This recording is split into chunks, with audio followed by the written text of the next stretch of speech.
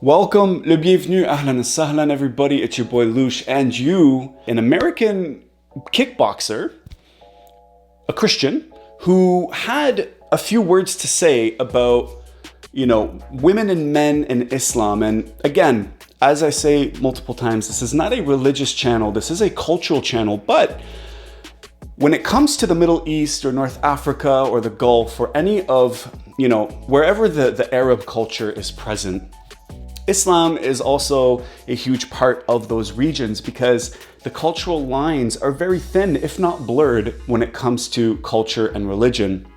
A lot of traditions that we have in the Arab world come from Islam or the purest form of Christianity in that region.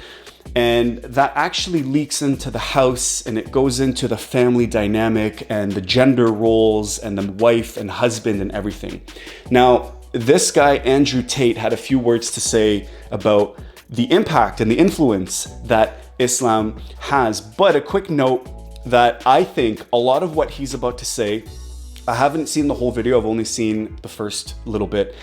And based on what I've heard so far, a lot of what he has to say is applicable to not just Muslims, but I think the Arab culture in general, because I know a lot of Christian Arabs that actually believe in the same family values, family dynamic, and sort of live their lives in a very similar way. Islam fixes a lot of the problems that men are currently facing. Yeah. The problems we're discussing on this show, Islam fixes all of them, right? That's the first thing about Islam. And I'm not a Muslim, right? If I had to choose a religion, I would, because I live in an Orthodox Christian country, I go to the Orthodox Christian church. I donate $20,000 a month to the church in the country I live in. The church in Romania is very powerful, and I like having church friends. So I give them a lot of money, right? So he's basically admitting that his relationship with religion is actually a strategic one, and it's a business decision that he's making. Fair enough. It's honest. I'm not knocking him for that. And it's cool that he's actually coming out and saying like, hey, before everybody jumps on me, understand that I'm not even a part of the community that I'm praising. And I think we need to do more of that when we see something real, right, and we can relate to. Even if we're not a part of that, we should be praising and complimenting that the same way we should be able to call out and criticize as well. That open dialogue needs to come back. Mm-hmm. So I would guess I'm an Orthodox Christian, but if I had to bet on one religion as if I were betting on the stock market for the future, you have to bet on Islam. Because Muslims are intolerant. And I'm not saying that disrespectfully, because if you're tolerant of everything, then you stand for nothing. Yeah. Right. Christians are so tolerant now. You don't believe it. They have gay pastors that, I'm not even anti-gay, but if the book says don't have, like, what do you believe in now? If you're tolerant of everything, you stand for nothing. I can walk through London with a t-shirt saying Jesus is gay and nothing will happen to me. If I did the same thing with the Islamic prophet, I'd be dead before I got to the end of the street. Okay, well, I mean, in all fairness, Jesus is gay would also hurt a lot of Muslims as well. So, the most quoted prophet in the Quran. But he is speaking facts in terms of, theoretically and literally, like the literature of Islam is designed to withstand the test of time, whereas we have seen the church concede on a lot of issues in exchange for relevance and to just stay popular, and so that people keep going to the churches and commit to the faith, regardless of their convictions. He's right, though. You have to stand by something. That's how much they believe and respect. And I respect people who stick up for what they believe in. Yeah. It's not even about me believing in it. I respect them because they believe and they will defend. Muslims are the only people who will defend their religion. They will defend their beliefs. They refuse to be mocked. Facts. They refuse to be insulted. Facts. And I respect that about them. I respect that. That's real, recognizing real right now. He's applying his standards to another people. I like that. Amazing thing about them, right? And the third point is, and I've been all around the world, some of the best countries in the world today are the first world Muslim nations. Yeah. Qatar, you can go to Qatar, you can fall asleep with $1 million on your lap. in the middle of the street, nothing's going to happen to you. Saudi Arabia as You well. can go to Saudi, nothing will happen to you. You can go to Dubai, UAE, nothing's They going to leave happen their to you. cars. In all fairness, quick note, the Gulf, I mean, we're talking about kingdoms here. He's right, technically. People do know how to act. The social fabric is one of dignity, and the religion does give us like rules to follow. Social contracts, 100%. But the government will also chop off your arm if you're caught with theft. So first world, Muslim countries have enjoyed the resources and the oil riches and have been able to develop in a way. They also were not affected by terrorism and ISIS and all of that. The Levant, I believe, would be when you think about Jordan, Syria, Iraq, Lebanon, Palestine. Those areas, I think, still have the same social fabrics. The crime rates are very low, but there's also a whole other dynamic to think about socially. So he's right partially for the people, but the government is also very, very dominant monarchies. These are royal families, and they are not to be messed with. When you visit these countries, make no mistake, you are a guest in a kingdom. And it's fair. You can go or you don't have to go. Whereas in the Levant, you can argue that it's a little bit more modernized in the sense that, you can own private property, or, you won't get your hand chopped off if you steal something or caught for adultery or something. Parked with the keys inside. It's so safe. Wow. Yeah. It's so safe. Women, everyone's married. Every woman obeys her husband. Every single woman has 4, 5, 6 kids. Big families. All the things we're talking about, all the problems we have here, right? They've got none of that. None of it. Because of Islam. Islam keeps society in the role where women obey their man, women have children, women have big families, women are exceptionally happy to do so. Yes. Before some Western girl comes in here and runs her mouth, the Islamic women are happier than any you're going to see in the club tonight. They're very true. They're happy. Society is functioning. Their population is growing, because in most Western countries, the population is declining. Facts. Tim Cass was talking about it today. I was talking. We were 2 showing people have 1 kid. Doesn't work. Doesn't work, right? So what I like to say is submission happens from both sides.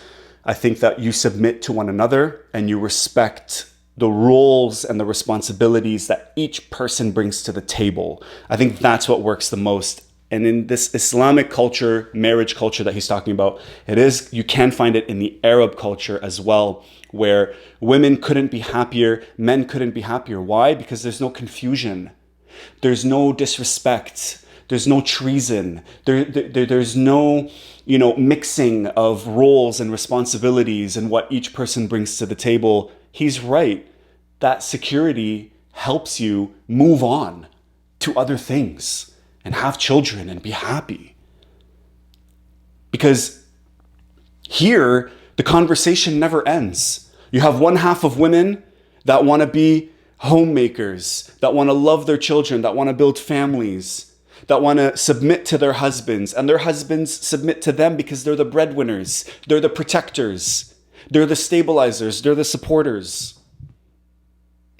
It's a common contract, if you will. And he's saying basically that, over there in that part of the world, it's just the lines are not blurred. 2 people need to have 3.1 kids because people die, right? People die prematurely, blah, blah, blah. Yeah. So we have population problems in the West. We have none of the population problems. Society is functioning. And that's what society is. Society starts at the smallest possible group. You have families, and families make a street, and that street makes a village, and that village makes a town, that town makes a city, and that city makes a country. So if it's broken at the very fundamental level, if the family level is broken, then it's broken the whole way up. Yep. And that's what's happened in the West. And the first world Islamic countries have none of those problems. So if you're going to talk about a belief system that fixes issues, you need to go to Islam. It's interesting because Muslims or Arabs or the culture in general used to be spoken about, and probably still is in more ignorant circles, as a backwards society. A society that refuses to innovate, refuses to modernize. And now we've come full circle. Now the West is talking about the fabric of society crumbling, and it's corrupted and it's diseased. And now they're looking to the East to, the same population that they were, not them in particular in the video, but in general, the mainstream conversation was like, oh, the Arab culture, the Muslim culture is backwards, and there's abuse, and there is abuse. Don't get me wrong, but that's a human issue. That's a personality issue. Nowhere in the culture and the religion doesn't say to abuse your role. But I find it funny how we've come full circle. And that will fix everything. But I just have absolute, even though I wouldn't identify as Muslim, I have absolute respect for the ideology, respect for the mentality, respect for the warrior aspect of it. I respect it. They don't play. They don't play. You can't insult their shit. But you can insult the church all day. You can make fun of it. There's a show on Netflix about gay Jesus. That's a joke, right? Ha ha ha. And what do the Christians do? Nothing. Yeah. Christianity is a dead religion. If you're a Christian, and I'm saying this as a Christian myself, Christianity is a dead religion which is confined to the history books. And this is going beyond, just your spirituality and how you feel and your connection to Jesus and the Savior and all your sins being. He's not talking about that. What he's talking about is the fabric, the foundation, the pillars that hold up an ideology, a school of thought. He's saying that those pillars have crumbled in Christianity. And he's technically right. If you were to look at the scriptures in their purest form and try to live your life according to that, it would be pretty much impossible in the New Testament, the Old Testament, whatever. But if you look at the Quran, and you look within the Arab culture, which still respects the cultures of the past and has adapted it in a way that it can still work in today's society, you have to look no further. There's real examples. There's real countries that are doing it. Even here in the West, there's a lot of Arab or Muslim households and Christian Arab households that are literally doing what he's talking about at the family level. It's dying out. Your own Pope. The Pope goes up there and talks LGBTQ shit. That's crazy. It is over. You don't stand for anything. You don't believe in anything. You have no boundaries. You're walked on. You're mocked. The whole thing is a joke. Being a Christian now is nothing more than advertising you're a loser. It's a losing religion. Damn. Because you've lost. Damn. Islam. Wow. Okay. I mean, have convictions. Stand for something. I think it was Malcolm X that said, if you don't stand for something, you'll fall for anything. And that he's right. Pick a side and defend it. Live by it. It doesn't have to be a religious side. It could just your morals and your ethics and your who you are as a person. Like, who are you? Own that side of you. Because if you don't, then what? You're just renting a personality. You're leasing a mentality, an opinion. A lot of people don't even have their own opinions anymore. It's okay if you have an unpopular opinion. It's actually better. It creates dialogue. It exercises the minds. And now we have this East versus West mentality. There's a conflicting sort of thing happening. And people are like, oh, yeah, you know all those people that we were calling backwards and shit? Yeah, they're actually kind of doing it right. Maybe we should be looking at them a little bit closer. I know there's a lot of people, a lot of my supporters from the family here on YouTube have DM'd me. They DM me all the time and they're saying, bro, like, I want to go back to that way of life. I'm a woman. I just want to do what I do best. And society and other women are telling me not to. My religion is telling me not to. But I want to just be who I want to be. Your truth. Food for thought. Let me know what you guys think, because it's for the culture, for the family. Ziho.